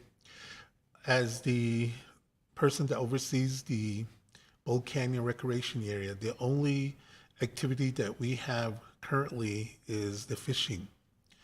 And it's the vice versa of the other parks where I would say 98% of our of the people that come through are Native Americans, the local community members and reservation-wide people that come there to fish. And I like to see some improvements to be done. Currently, I'm working at redoing the camp site, the camp itself, bringing it back to how it was about 20 years ago. So right now, those projects are in the works as far as getting that to be back up to having families and having youth activities, youth organization to come out and utilize that camp. And also working on with the Mexican Springs chapter to improve that road that leads off from the highway and that leads into the South Side Camp, the park. So those are some of the projects that we're looking at. And also, if you have been up there, you'll notice how beautiful it is up there. So one of the things that I like to see also to become a reality would be to have a walking trail, hiking trail, and also even possibility of having a bike trail to be developed there. The park is a huge park, and there's enough room to get all these activities installed in there. So that's one of the things that I look forward in having it develop within the 4 years from now. Right now, my main focus is to bring the life back to the camp itself and get all the infrastructure up to par and also the buildings that are there. We even want to be looking into a lot of activities that Navajo Yes are doing with the walking trail and bike trail. I like to see that to be installed into the park area also. But, you know, things take time, and it's going to be, in the long run, about 3 to 4 years down the road before all this becomes a reality. But that 3 to 4 years will be here in no time. So, and then I see the possibility of other people from outside the reservation and also even across the states, to United States, for them to be coming to that park. So those are some of the things that I envision, and those are some of the things that the parks, Navajo Parks and Recreation, we are looking into, and we're working on having it become a reality. So those are just an idea of what we are looking to foresee in the next several years or a couple of years down the road. So with that, thank you. Yeah, Sean, awesome. The Navajo tribal parks are just a hidden gem, aren't they? Just amazing. And some of the possibilities, like Sean says, of what could happen there are really incredible. And great things happening. You know, the NRPA grant's going to really open some doors, like Mr. Begay was talking about this morning. Some really cool projects in the works in collaboration with lots of folks. So really, really good times ahead in the parks, I think. That's super cool. Exciting to hear. I see that John Yazzie is on this. John, do you have any thoughts you want to share? You know, where do we go from here? What does this look like in 5 or 10 years the outdoor rec scene, the bike packing scene, the wellness scene on the nation. What, do you have anything you want to share on that? Just making sure you can hear me first. Give me a thumbs up if you can hear me. Awesome. Okay, so I run a backpacking. Well, we run an outdoor adventure company, and our specialty is bike packing and long distance trail routes combined with pack rafting and camping. So, just speaking. You have anything you want to share on that? Just speaking from an Just an making sure umbrella you can hear me first. Sorry, I'm getting feedback that's kind of throwing me off. So speaking like an umbrella about trails can provide a lot of opportunity for economic development. Well, I mean, let's start there. So in Arizona, I was just looking at that. We have collected revenue of $13.5 billion in Arizona alone, and that surpassed mining. So, I mean, that tells you there that where people are spending their money. I, as a resident of the Navajo Nation, I would love more trail access. I would love to go spend some weekends in some of the towns that have trails. That's right now I spend a lot of money going off the reservation to go ride trails, and I'm sure a lot of other people do. So having access, it keeps money here and it brings money in. And I was just mentioning yesterday there in my presentation about how much money is spent in Moab and Sedona, and we're like right in the middle of that. A week and a half ago, I was up in Moab at the Canyonlands Business Summit, and they were talking a lot about their economic development plans, which included a lot of outdoor recreation. Their plans are so big that the committee ran into a housing crisis, that a lot of people on these outdoor recreation panels, they're including people with housing because they don't have enough houses in Moab to for people who are going to be working there. They foresaw construction as one of the biggest booming industries in Moab because of all the new jobs that are going to happen in outdoor recreation. So on a local level, though, I think trails, they provide opportunities not just for all of us to get out and get healthier, but for youth programming. A lot of these towns that are successful in Oregon and Utah, Colorado, these were all mining towns that ran out of GDP and or demand for their products. And just like here in Kayenta, the mine closed. I've been teaching in the school district here. And when I first got here in 2013, I remember Monument Valley having upwards of 900 to 1,000 kids enrolled. And just this year, we were lucky to get over 400. And a lot of those kids left with their families for jobs. So I think that, and this is just me speaking, that the opportunities for employment are there. I know we have a lot of issues with being on trust land and all that stuff, but we've been beating this dead horse for decades. When can we get some young blood leaders together and start amending some of these laws so we can provide for ourselves, so we can have opportunities? Having outdoor recreation isn't about tearing up the land. It's actually preserving it. Having trails keeps people on the trails. Having youth programs that deal with outdoor recreation teach kids about how to be stewards of the land, about leaving no trace principles.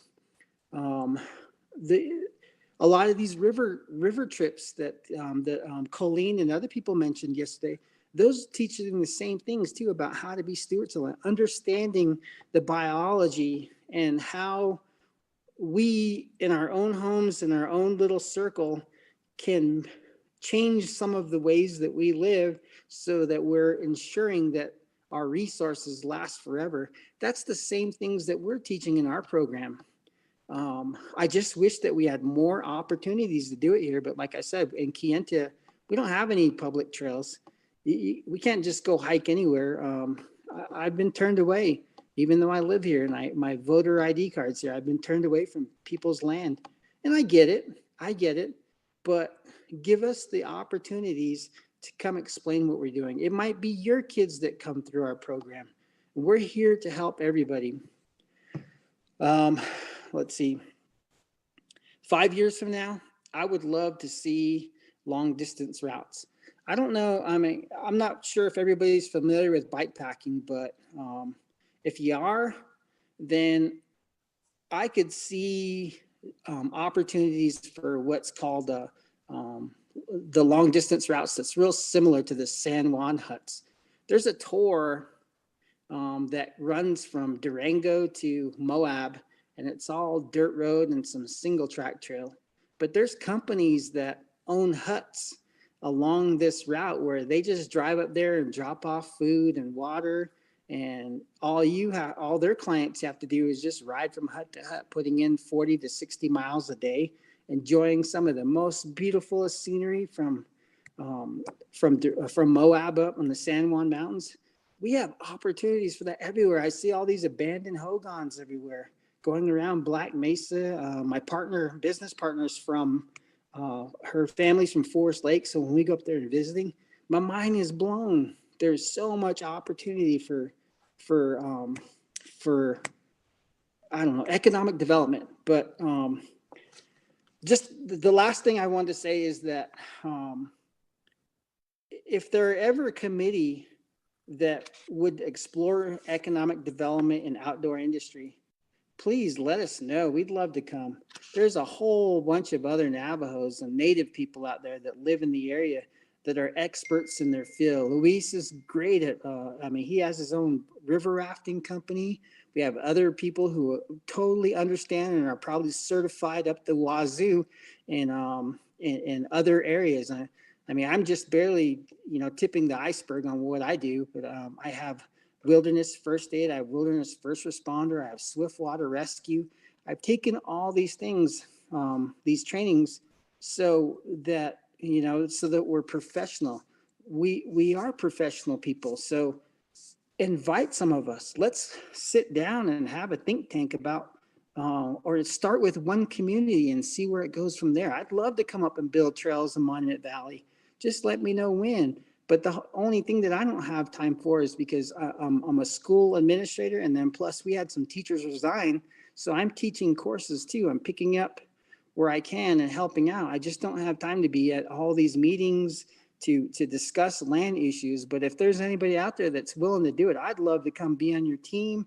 I'd love to come, offer back muscle I have trail tools. Anyway, that's all I have. I could keep going and going, but thank you again for your time. I really appreciate everything. Yeah, and so. Oh, yeah, John, amazing. Great stuff John's doing, and what a vision, huh? Jeez. Yeah. We got a comment from Nigel James. You want to read it, Aaron? Nigel is one of the amazing young mountain bikers on the nation. Just give us Nigel's words there. Yes, we want trails. We have land that is the same as Flagstaff, Moab, and etc. Okay. So the question was, we want trails, and yes, we do have the land. It's the same as Flagstaff and Moab and etc. Oh, yeah. And for those of you who doubt that, man, get out and experience some of these places that John's talking about, that Donnie's been talking about. Go to Nazlini, see what Vincent Salabai is up to. Oh man, some crazy cool stuff happening out that way. Oh, really, really amazing possibilities. Arlene Ed, you are up.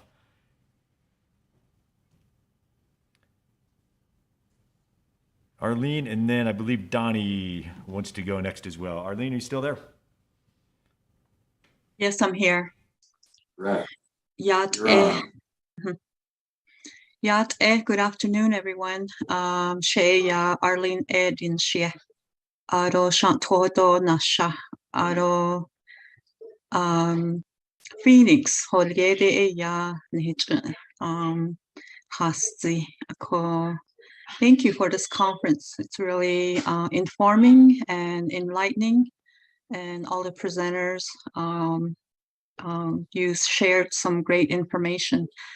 I am board chair for Shanto Economic Development Corporation, and we do a lot of discussions and plannings regarding economic development. Right now, we are in the process of a hotel construction, and we're going to have the second phase of that development with the restaurant. And we're also have other projects down the road along Black Mesa. We're gonna redevelop the former Black Mesa Shopping Center, and also the down the canyon, our beautiful canyon. We're gonna be redeveloping, renovating the old Shanto Trading Post, which is actually a historical site landmark. So we have a lot of plans. We had Tom at one of our leadership meetings last month, I believe. Great information, great presentation. We did have some technical difficulties as far as connecting with him on the first meeting, but he came on to our second leadership meeting. But we are actually have on our agenda trails. We have a beautiful canyon. We have Navajo National Monument all the way out to Paiute Mesa, which is on the east side of Navajo Mountain, Paiute Canyon. And there is development out there. The Ojeto Navajo Mountain Highway is going to be developed, and we're looking at economic development along that river and maybe trails. So we have some very enthusiastic leadership team that have a vision and goals to develop trails. And I did write down a lot of information on amenities that can be shared along those trails. We have talked about it. And so I've been with the board, our board, for 5 years within the community of Shanto. My background is actually in private sector, doing businesses, working in the operations and financial part of a small business. And I am utilizing my skills right now with the Economic Development Board in Shanto to help them plan and put together a vision and goals that we have. So I just wanted to, one of the difficulties that we run into, and John Yazzie did talk about it, it is challenging talking with the permittees, the grazing permittees. But as Shiyaj Earl mentioned earlier, it takes humbleness. It takes being approachable, and it takes, you know, just talking with these families, and, you know, and around our own area, around Shanto, we do have the railroad too, and we are talking about rails to trails. Tom, I think his plans are part of it, and my sister yesterday, she presented that, Irene in Navajo, but we are part of that, those plans. One of the our board members' vision for that is to develop a museum around the railroad and do some trails attached to that. With the redevelopment along the Black Mesa, we are looking at an RV park and kind of like a glamping camp style RV park, and to open up trails from there along the top of Black Mesa and along the mesa, and then over down to Tayit Canyon, or up to the Navajo National Monument and all of that. We are also within our vision looking at sister city concept, working with our sister chapters, Natasan, Tsapikin, Kaipito, and Tonalea, and all the way down to the Hopi Reservation also. We are in discussion to utilize a sister city concept to communicate with some of these communities. So we have our monthly board meetings. You can contact our chapter if you have anybody with a business mind, business plan that wants to help develop in our area. One of the things that we also run across is grant writing for funding for these projects. And I wanted to bring that up too. So thank you, everyone. So I really appreciate your vision for a healthier Navajo Nation. Thank you to our Vice President, Ado Shiyaj, Jonathan Nez. Thank you. Oh, yeah, Arlene, great stuff happening in Shanto, huh? Wow. Awesome job. Really, really great. Aaron's going to share a couple more comments, one from Tony Khan. Yep. See what Tony's got to say. So he wrote, paved public running, biking, and path in the res towns, like a 5-mile loop or a 1-mile loop. So that's a good comment. Something simple inside of the towns on the pavement. And that's pretty much can be accessible for anyone to use too. Pavement. Then another comment, it's on YouTube, so I'm sorry if I don't know the name of it, of the person.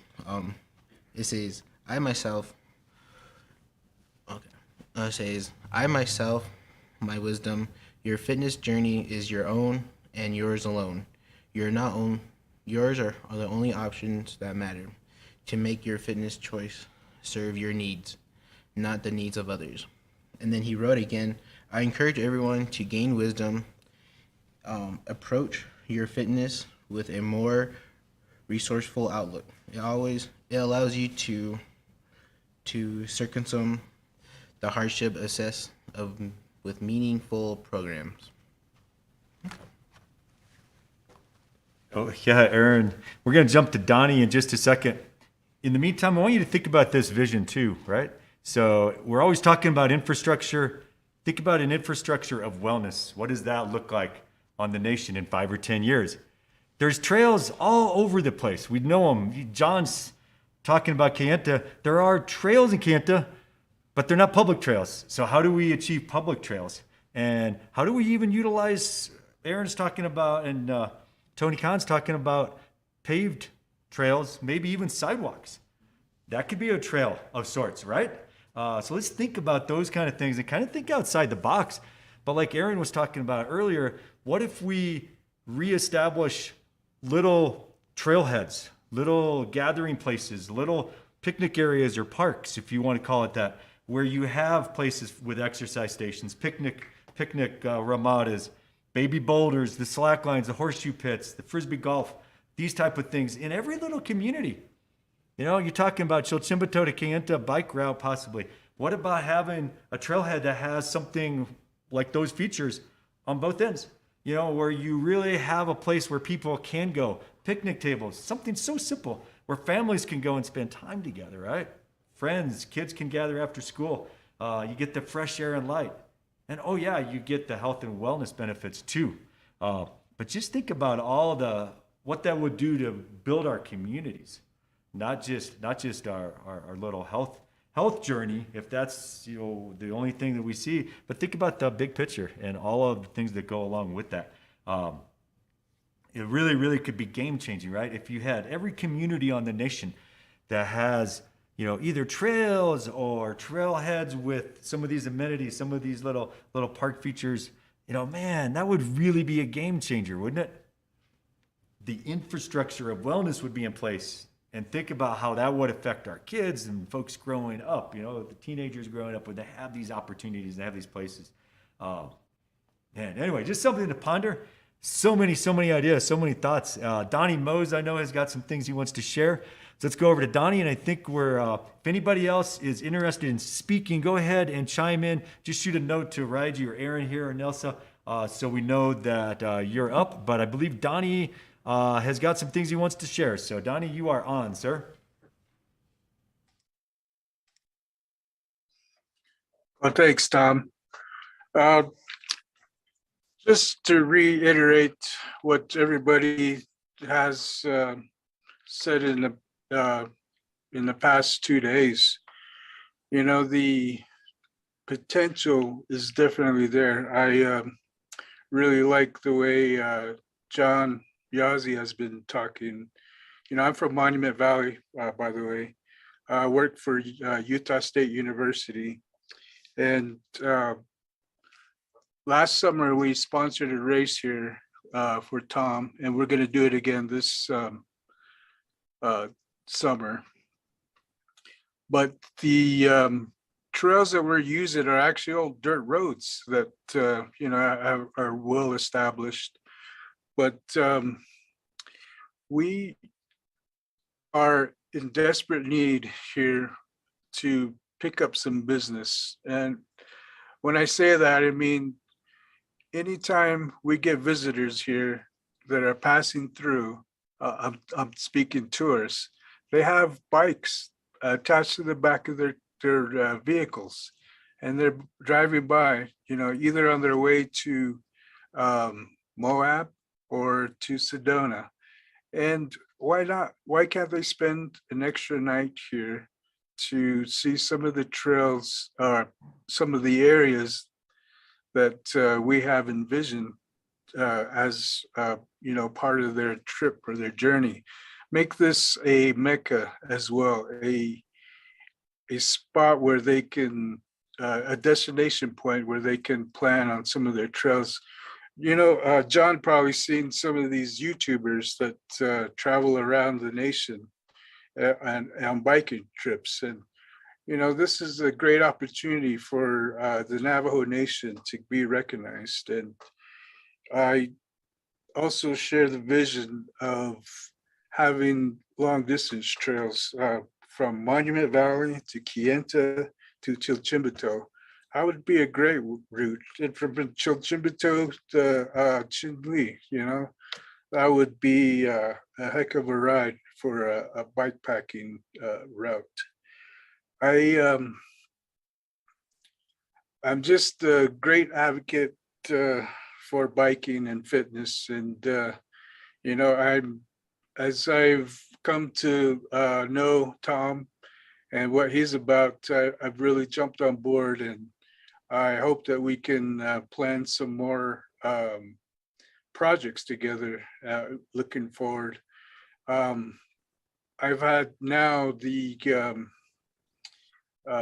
San Juan Business Bureau is coming to me asking for ideas. So that's something me and Tom, we'll talk about that later. But for USU, we are in the process of building a brand new center down at the right near the high school. And this is going to be a $10 million facility. But I'm advocating for more trails in the area to kind of get the students out to be able to exercise as well. And, you know, it has been such a wonderful thing to me to be able to participate in some of these races and to make the contacts now. And, you know, now it's become more than just a participant, but a supporter of trails and physical activity that we can bring to our Navajo people. And their potential is endless. And I just love the fact that we can all come together and agree on something that would really benefit our people. And once I know people have thanked Tom quite a bit, and I just want to do the same. And I know his crew quite well, and hopefully we'll get to have dinner soon again. Thank you.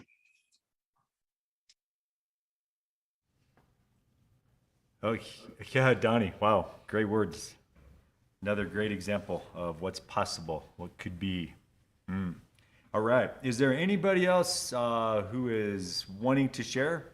Any final thoughts before we move on to our closing two acts? Some really great insights, some great vision for the next 5 to 10 years, right, and beyond. So yeah, thank you all for sharing that. All right, I think we're gonna go ahead and get to the closing two acts here. We're gonna hear from two really awesome, amazing people. Nelson's just gonna give our closing remarks on behalf of the conference and on behalf of Navajo Yes.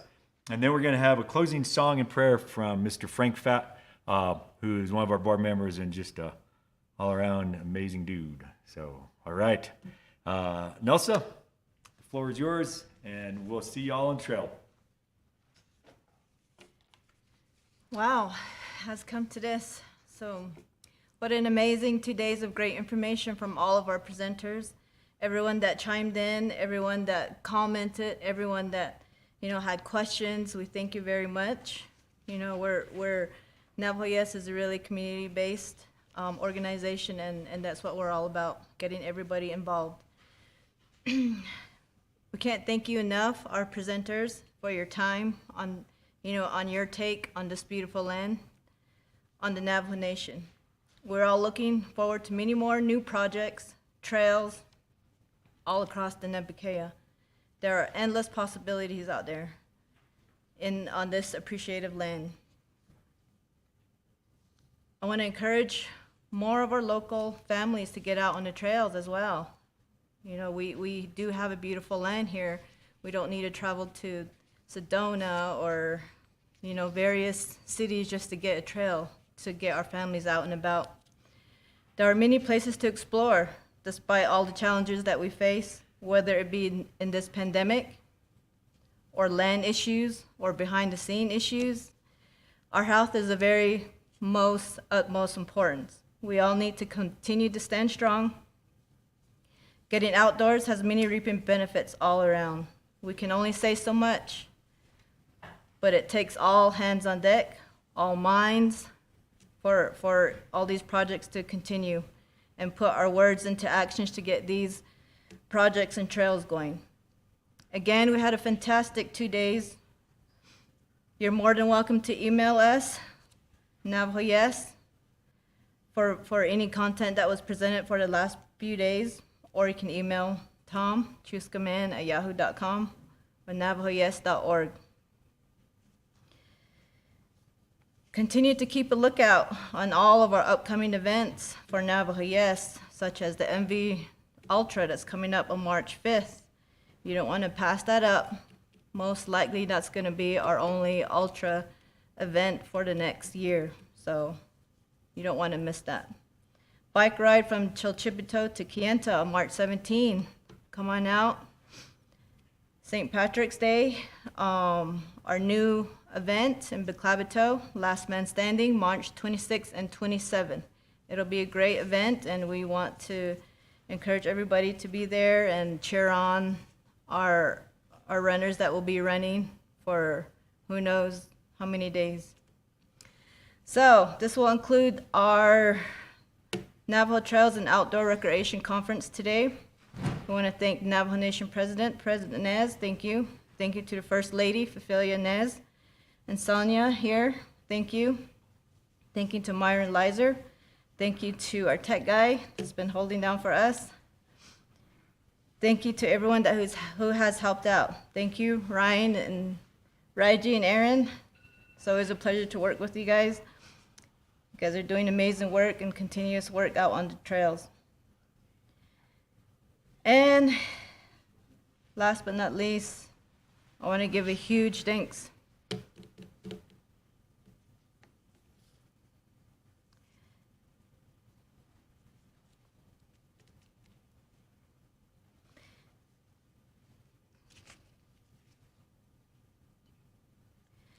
Last but not least, I want to give a huge thanks to Tom for Navajo Yes. I strongly believe that without your hard work over the past 30 years, all of the trails wouldn't have been possible without you. So know that you're greatly appreciated for all the continuous work 24/7. Yeah, Tom.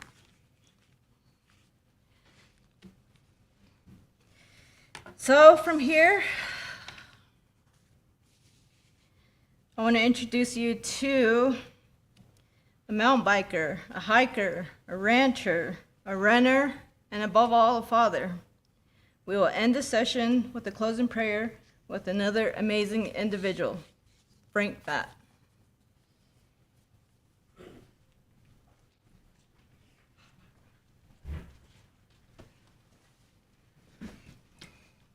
Yate shikeshna she look at the nansla she bashichin todchini national dot island tashichi e hotako lay natas an hol ya nabama an hol ya ade nasha na we todeneshi hol ya kwai tasata kwai asha san halon do sha china lo kwai ka nasha ta nile kahaya yotas ti so o pasha de alle den nasha bitsta e hotako hota shagan adon we ti ba ya thi trails ba ta han do ida ba ya ta thyo yo shilate ka nashwa do na ti na ti jahata do na zilta ya thada jihata e yo shilin jana ko e hoda e yo ba hens no hoda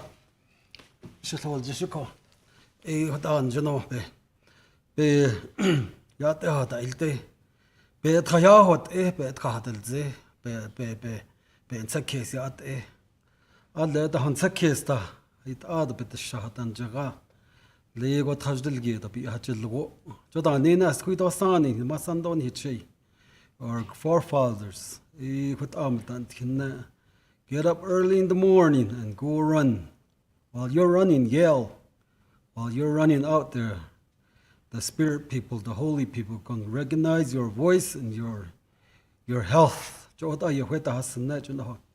same thing with this Anglo teaching, the same thing again. They say that when you're running, talk or sing. Same teaching, same. That's what they're studying. What our forefathers already knew from the past, they're just studying it right now. How we are. Just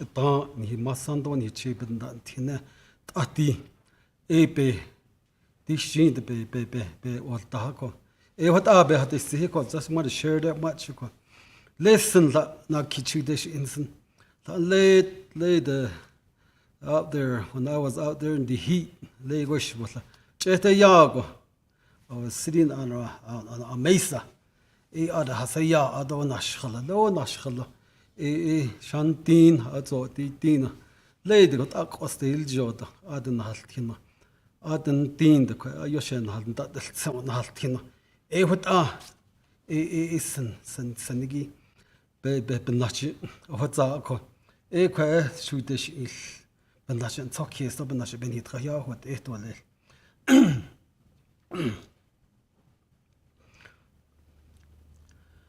Nejo Shantin, Nejo Beina, Nejo Shantin, Nejo Beina, Johana Eshita, Kona Hokaki, Nejo Nequayet Ego, Nane Tatole, Kodoni Neji Kaji, Nejo Shantin Beina, Nejo Shantin Beina, Heyana, Hey Dejo.